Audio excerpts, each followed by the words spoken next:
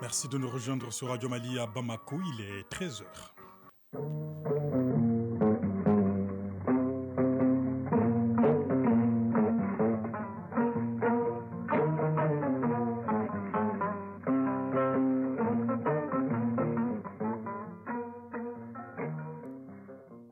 Le journal, Ibrahima Traoré. C'est 13h dimanche, mesdames, messieurs, voici le sommaire de cette édition. 7e session ordinaire du comité interministériel de concertation sur le projet barrage de Fomi. La réunion s'est tenue hier à Kankan, en Guinée, en présence des ministres concernés. Notre envoyé spécial Modibo Mariko nous fera le point de la session dès le début de cette édition. Le 11 novembre est célébrée au Mali la journée nationale des légitimités traditionnelles. Le patriarche des Niari prépare la rencontre. De quoi s'agit-il concrètement? Mohamed Sangaré sera en direct dans cette édition. Deuxième édition du Forum des acteurs humanitaires au Mali. La coordination des actions et le financement des projets au profit des populations vulnérables était notamment au cœur de la rencontre. On en parlera avec l'invité de ce 13h dimanche, Bala Mariko. Il est le président du comité de pilotage du Forum malien des humanitaires. À suivre toute l'actualité internationale dans cette édition. Et puis, le journal des sports, ce sera avec vous, Famourou Djourte, bonjour. Bonjour Ibrahima Traoré. Alors, quel est le menu de cette page des sports ce dimanche? L'actualité sportive est dominée par le football. Les moins de 23 ans du Mali ont validé leur qualification pour le dernier tour des éliminatoires de la CAN de leur catégorie. Les aigles locaux ont été sèchement battus 4-0 en amical par l'Algérie. On parlera également du mondial féminin des moins de 17 ans et du basketball aux États-Unis. Rendez-vous sport à ne pas manquer avec Famourou Djourte dans une vingtaine de minutes. Et puis Focus Santé s'intéresse ce dimanche aux troubles de la glande thyroïde. Rendez-vous en fin de journal avec Baraki Sawatara. Voilà pour le sommaire. Mesdames, messieurs, installez-vous confortablement tout de suite. Les détails. À Kankan, en Guinée, tenue hier de la 7e session ordinaire du comité interministériel de concertation sur le projet barrage de Fomi. Les échanges ont porté sur les conditions de reprise des travaux du barrage avec à la clé l'élaboration d'une feuille de route actualisée. La bonne nouvelle pour cette session, c'est l'engagement des partenaires chinois à accompagner le Mali et la Guinée dans le financement du projet. Récit de nos envoyés spéciaux à Kankan, Modibo Mariko et Tayeb Adjaouakwe. C'est une 7e session ordinaire du comité interministériel placée sous les signes de la redynamisation du projet barrage de Fomi. En effet, après un coup d'arrêt observé par le projet pour cause de Covid-19 et des crises sociopolitiques qu'a connues nos deux pays, Maliens et Guinéens avec leurs partenaires se retrouvent avec comme objectif lever tous les goulots d'étranglement à la concrétisation de Fomi. Et en la matière, les deux parties semblent cette fois-ci décidées à faire bouger les lignes. Ali Seydou Bassouma, ministre guinéen de l'énergie, de l'hydraulique et des hydrocarbures. Le barrage à but multiple de Fomi, ouvrage structurant de l'ABN est la meilleure alternative de régulation du régime du fleuve et de préservation des écosystèmes pour un développement durable dans le haut bassin. Ce comité qui ouvre sa 7e réunion doit, dans un élan patriotique et de responsabilité, formuler à l'intention des plus hautes autorités du Mali et de la République de Guinée des recommandations pertinentes allant dans le sens de trouver rapidement les moyens financiers nécessaires à la réalisation du barrage à but multiple de Fomi, qui constitue pour nos deux pays un levier de développement économique et social. À l'ordre du jour de cette session, plusieurs points parmi lesquels l'adoption d'une feuille de route actualisée pour la relance des activités. Le secrétaire exécutif de l'ABFM, l'Agence pour les bassins du fleuve Niger, qui accompagne les deux pays dans la réalisation des études du barrage, a réitéré son engagement. Le Mali, par la voix du ministre des Mines, de l'Énergie et de l'Eau, n'en attendait pas moins des partenaires. Lamine Seydou Traoré. La réalisation du barrage de Fomi viendra renforcer les relations qu'entretiennent naturellement les peuples de Guinée et du Mali. Cela nous offre l'occasion une fois de plus de concrétiser davantage le protocole d'accord Guinée-Mali du 23 janvier 2003. Le Mali, se trouvant au cœur de ce complexe, souhaite la réalisation rapide de l'ouvrage des têtes du dit complexe, à savoir l'aménagement hydroélectrique à bimultiple de Fomi. Nous restons engagés à partager les coûts et bénéfices de cet ouvrage. Je souhaite qu'à cette 7e réunion, Vous finalisez et nous soumettez pour validation le projet de convention de réalisation du barrage à bimultiple de Fomi-Moussako en tant qu'ouvrage d'intérêt commun accompagné d'un chronogramme précis de réalisation. Ce projet intégrateur d'un coût estimatif de 690 millions de dollars va améliorer les conditions de vie des populations dans les deux pays. Et la bonne nouvelle pour cette session, c'est que les partenaires chinois qui sont intervenus en visioconférence se sont engagés dans le financement. Juro Bokoum, directeur national de l'hydraulique. À l'issue de cette session, les recommandations vont à l'endroit des États et de l'État de Chine aussi. En ce qui concerne la satisfaction des conditions préalables pour la reprise de ces travaux-là.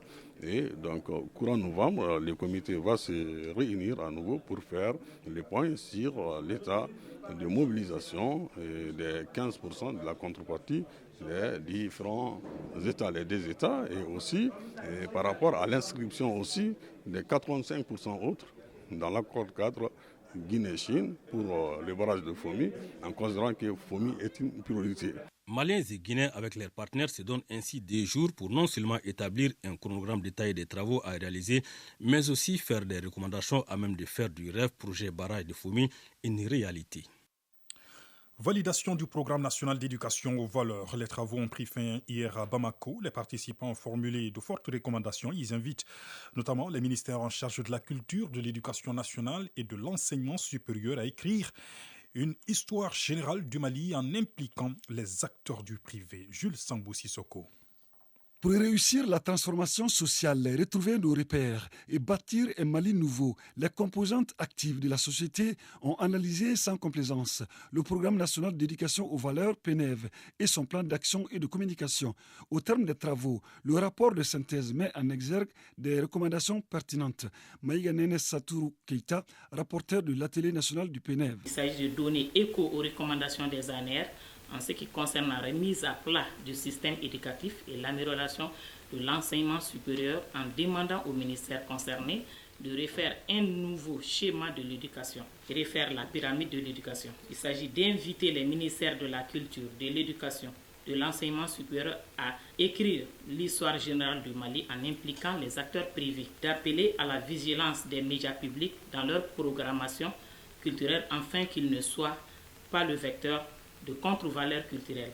Les objectifs de départ de cette rencontre technique sont atteints car la rencontre a traité les valeurs de notre société. Ibrahim Ikassa Maïga, ministre de la refondation de l'État chargé des relations avec les institutions. Nous pouvons bien nous réjouir que le programme national d'éducation aux valeurs est désormais une des pierres angulaires du vaste chantier de la refondation de l'État pour l'avènement des Mali nouveaux. Notre conviction est désormais établie que nos valeurs doivent prendre la place qui est la leur, condition sine qua non pour l'avènement d'un Mali qui assume son identité parce que regardant ce qui constitue notre âme, c'est-à-dire son riche patrimoine des valeurs. Le PNEV est un document de grande valeur qui comporte 11 axes stratégiques concernant tous les départements ministériels. En prélude à la journée dédiée aux légitimités traditionnelles qui se tiendra, rappelez-vous, le 11 novembre prochain, le patriarche Deniaré de Bamako prépare la rencontre, oui. Depuis ce matin, il organise une réunion traditionnelle avec des légitimités traditionnelles. Objectif, réfléchir ensemble pour prendre une décision commune pour mieux préparer cette rencontre. On en parle avec Mohamed Sangaré, justement en direct avec nous. Bonjour Mohamed Sangaré. Bonjour Ibrahim Traoré. Alors que doit-on retenir de cette rencontre initiée par le patriarche Deniaré ce matin ? Oui, d'abord, Ibrahim Traoré, les notabilités de la nation sont actuellement à Niarela pour répondre à l'appel du patriarche de Niaré de Bamako. D'abord, il faut signaler que toutes les régions sont représentées à cette grande rencontre.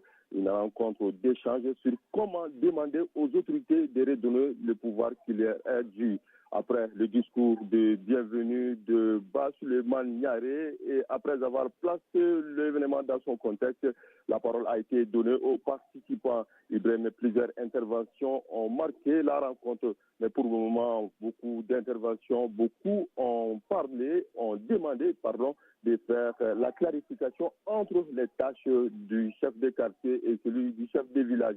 D'autres ont souhaité la mise en place d'une commission qui parlera au nom des légitimités traditionnelles le 11 novembre prochain. Par ailleurs, d'autres aussi ont recommandé de faire en sorte que la nouvelle constitution puisse prendre en compte le pouvoir des chefs traditionnels. Ibrahim. Merci beaucoup, Mohamed Sangaré. Nous y reviendrons plus en détail dans nos futures éditions.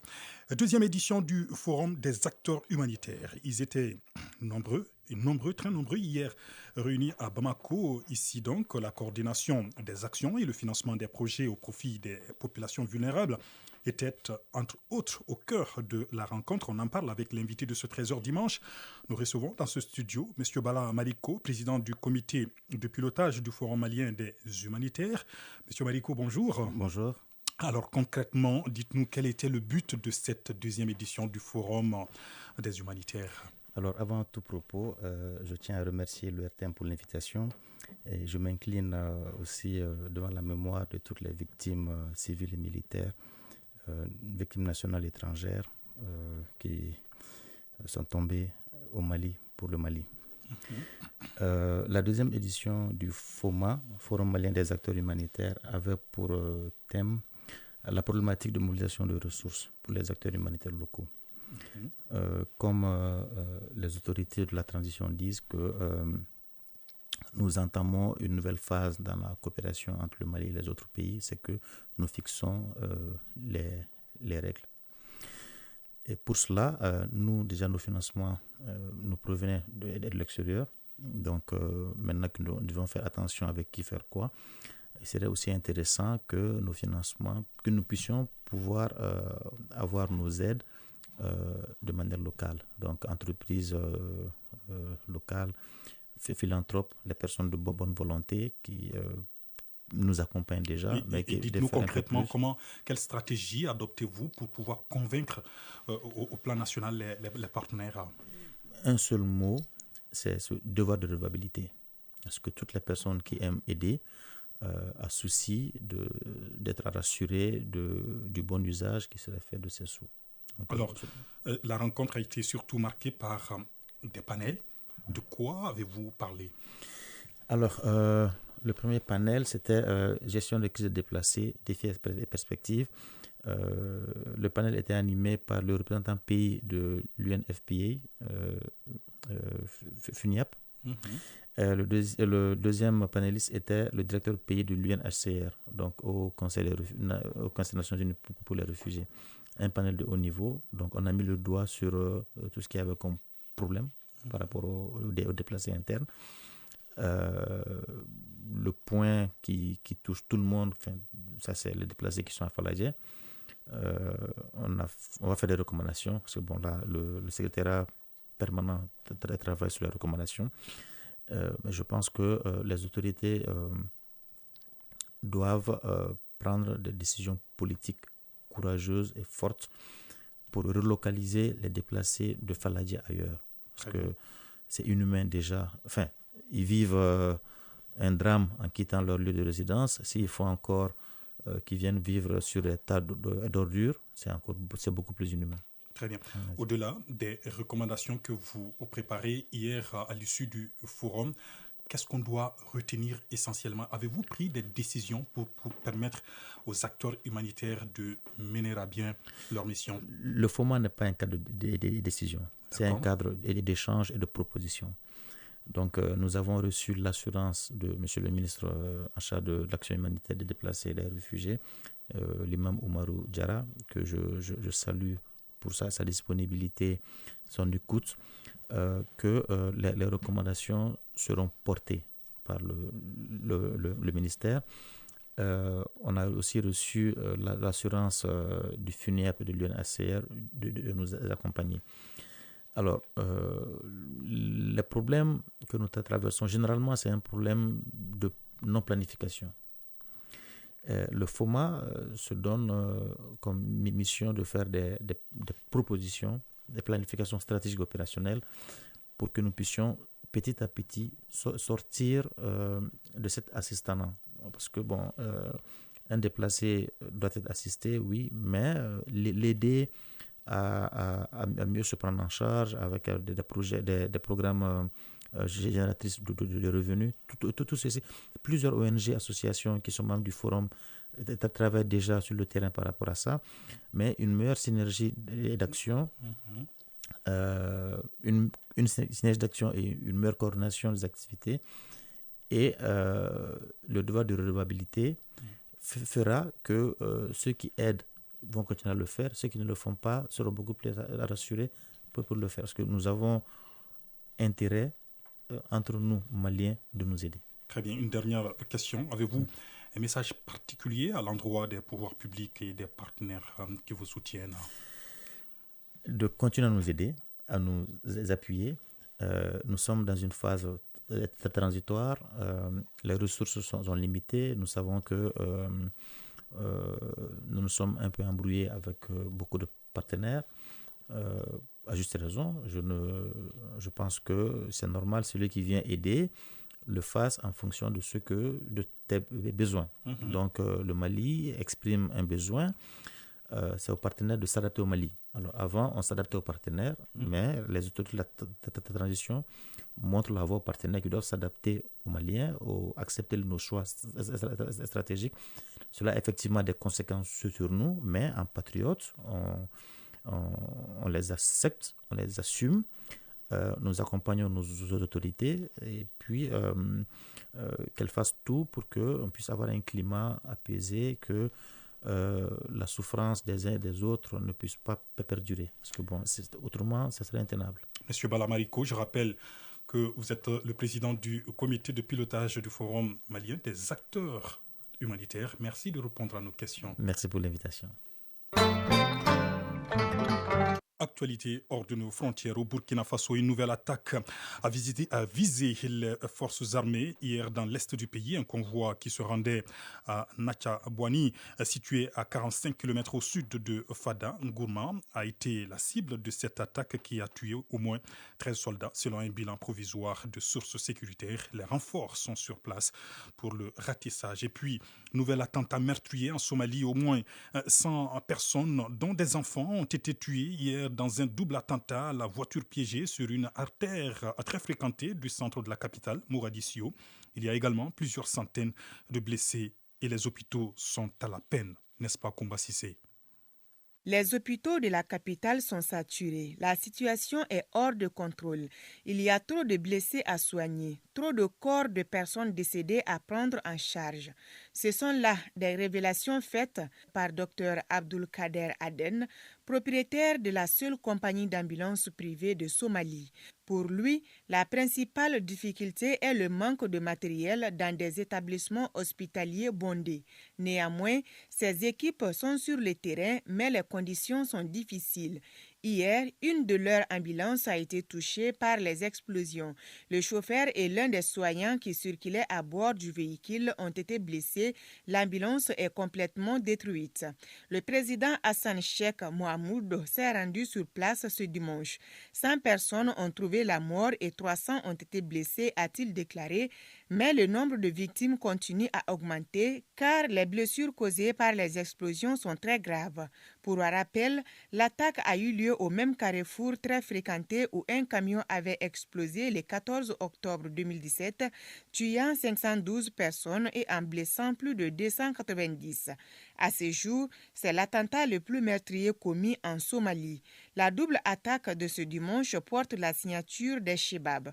Le groupe a redoublé d'activité ces derniers mois. Un chef du groupe terroriste a été tué dans une opération militaire début octobre. Merci beaucoup, Koumba Sissé. Le gouvernement congolais a décidé hier d'expulser Vincent Karega, l'ambassadeur rwandais en poste à Kinshasa.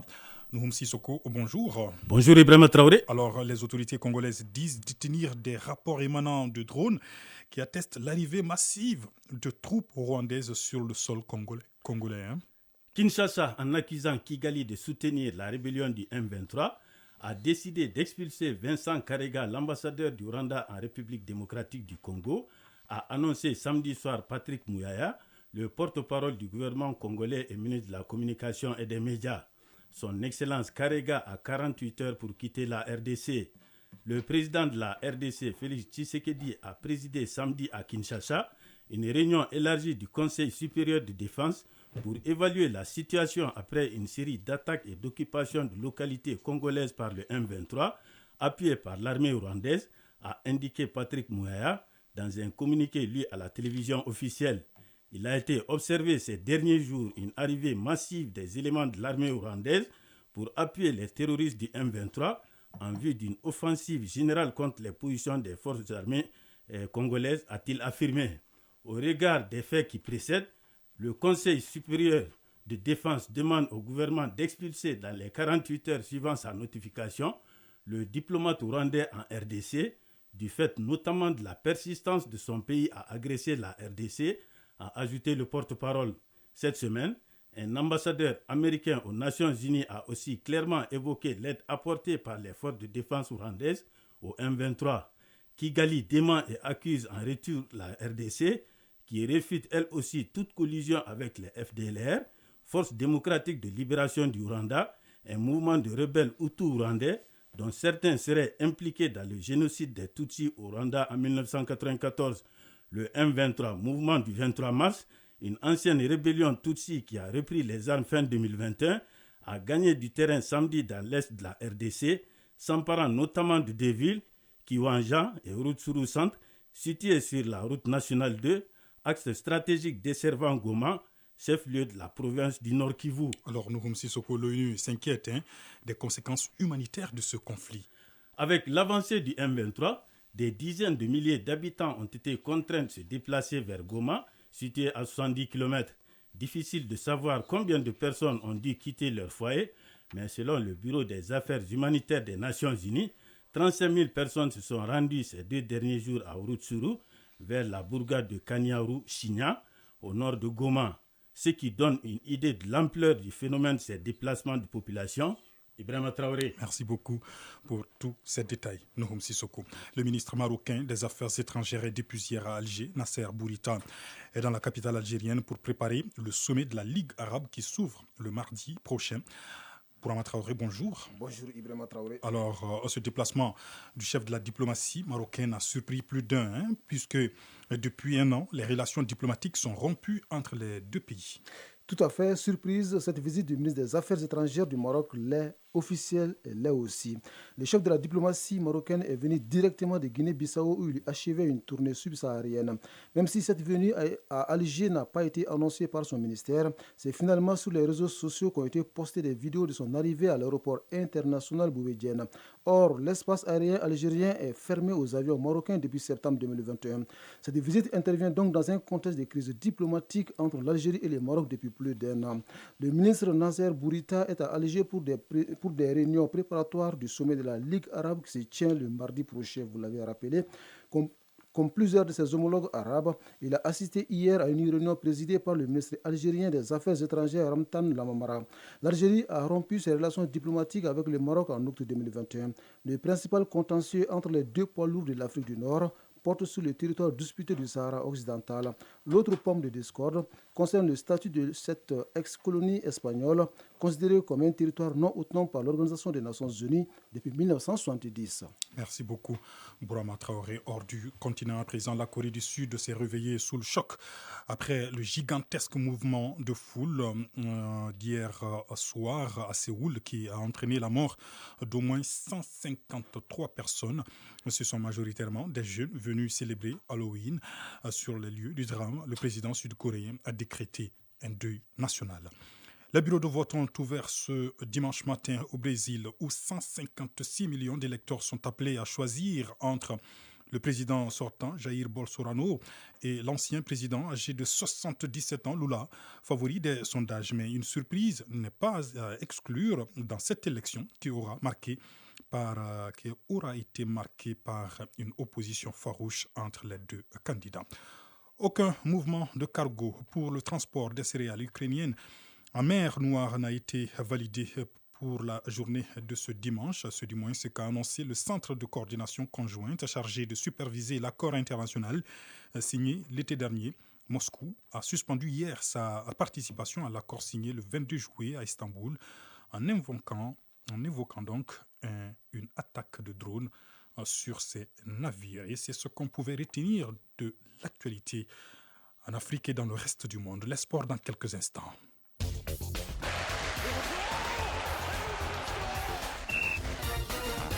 L'actualité des sports, c'est avec vous, Fambourou Djourti, bien installé. Hein? Très bien. Alors, du foot pour commencer avec le Mali, qui écarte le Rwanda en éliminatoire de la CAN des moins de 23 ans. Oui, le Mali a battu 1-0 le Rwanda ce samedi au stade du 26 mars, un match comptant pour la manche retour du deuxième tour des qualifications de la CAN de moins de 23 ans, Maroc 2023.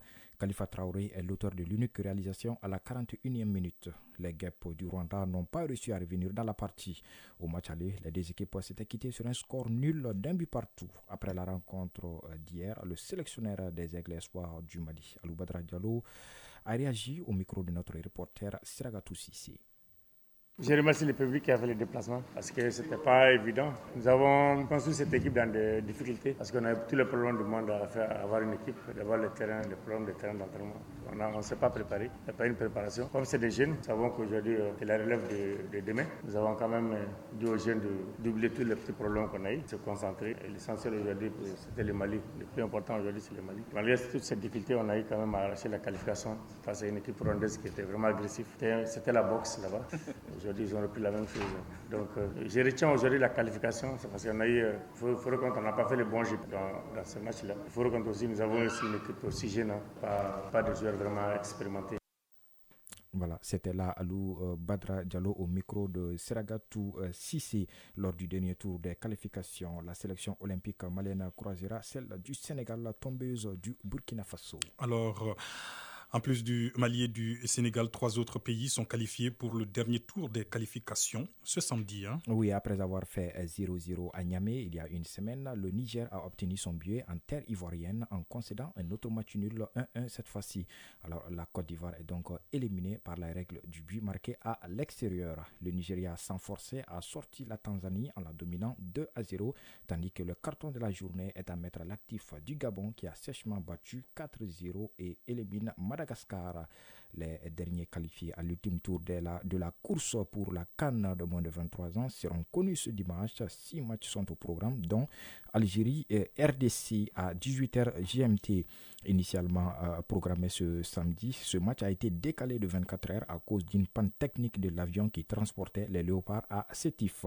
L'appareil a dû faire demi-tour 2h30 après son décollage de Kinshasa. Les aigles locaux du Mali ont été cartonnés 4-0 par leur homologue d'Algérie en amical hier samedi. En déplacement à Tunis pour affronter les Fennecs locaux dans le cadre des préparations pour le prochain championnat d'Afrique des Nations dont l'Algérie sera le pays hôte, les aigles locaux sont passés carrément à côté de leur sujet.